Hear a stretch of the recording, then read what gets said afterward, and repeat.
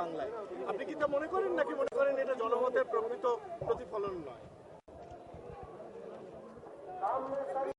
দেখুন, যে রাজ্যে অনেকগুলো বছর ধরে মানুষ রাজনীতি এবং ভোট মানে লাঠি এবং বোমা দেখছে, এটাতে অভ্যস্ত হয়ে আছে তো মানুষকে একটু নতুন করে আরেকবার ভাবতে হবে যে লাঠি প্রয়োগে আর বোমা গুলিবাজি আর মারদাঙ্গার প্রয়োগে কোনো রকম ভোটে কোনো প্রতিফলন আনবার জন্য আমরা রাজ্যে রাজনীতি করি না।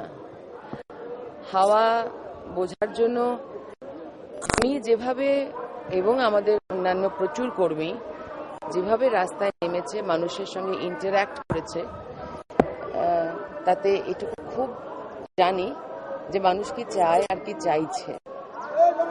আমাদের মানুষকেও একটু বোঝাতে হবে যে আন্দোলনে আমাদের মাননীয় মুখ্যমন্ত্রী অত্যন্ত ভালো ছিলেন। শুনেছি কখনো গাড়ির মাথার উপরে উঠে নাচ টাচ, তারপরে কখনো আবার গাছে ঝুলে আমি এক্ষুনি গলায় দড়ি দিয়ে দেবো, এসব দেখে মানুষ অনেক বছর ধরে অভ্যস্ত হয়ে গেছে। মানুষ ভাবছে যে যত আমরা এইসবগুলো করবো, দাঙ্গাবাজি করবো, ইট টিট ছুড়বো, তত নাকি আমরা সংগঠন নিয়ে দারুণ একটা কিছু করে দেখালাম। তো এগুলো করার দরকার নেই।